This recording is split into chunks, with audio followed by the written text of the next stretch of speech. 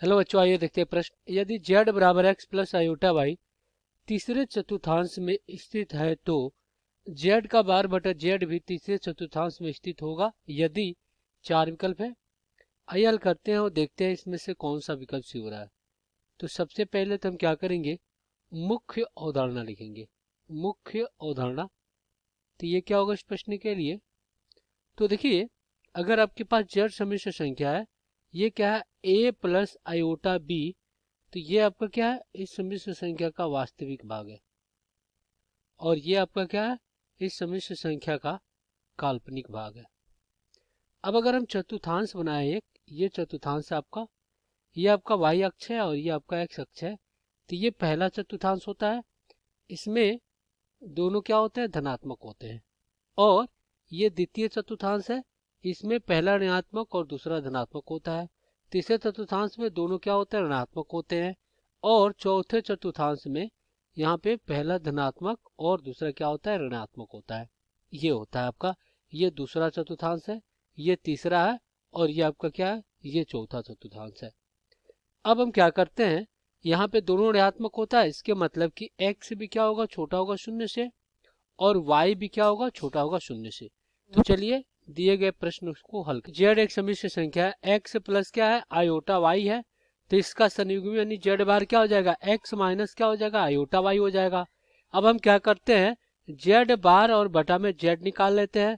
तो ये क्या हो जाएगा, x माइनस आयोटा y और बटा में x प्लस क्या हो जाएगा, आयोटा y।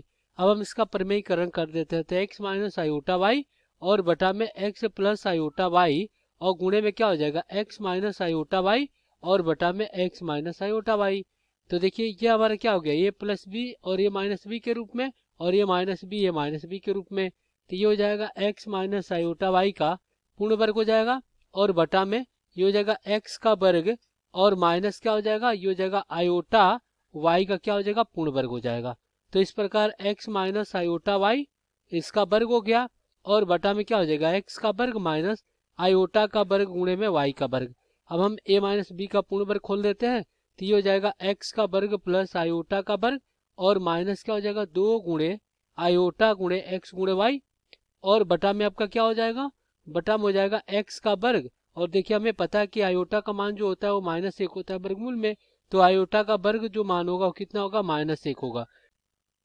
और एक चीज देखिए यहाँ पे, एक चीज यहाँ पे क्या हो जाएगा, ये हो जाएगा आयोटा का वर्ग प्लस में आयोटा का वर्ग गुणे वाई का वर्ग।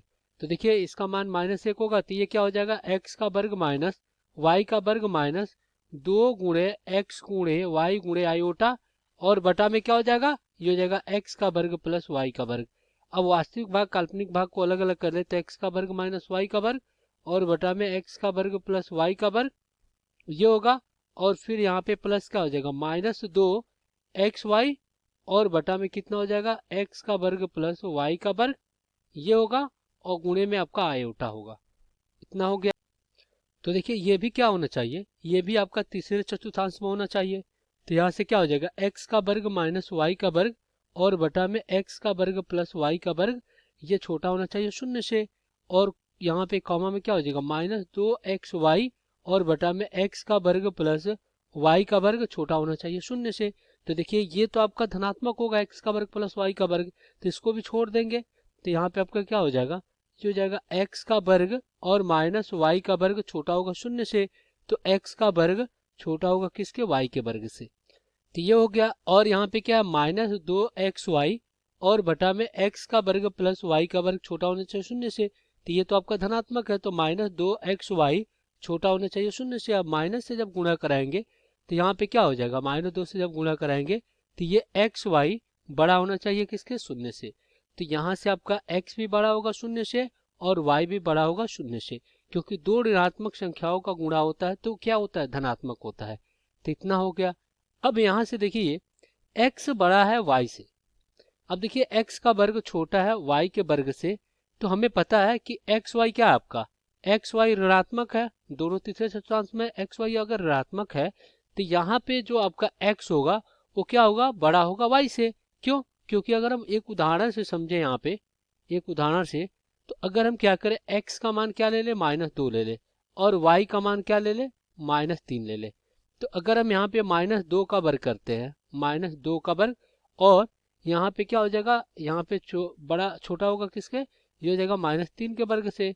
तो यहाँ पे क्या हो जाएगा, +4 हो जाएगा, और ये छोटा होगा किसके, +9 से। तो ये तो सत्य हो रहा है, लेकिन देखिए जो ऋणात्मक भाग है -3, ये -3 क्या है, छोटा है किसके, -2 से।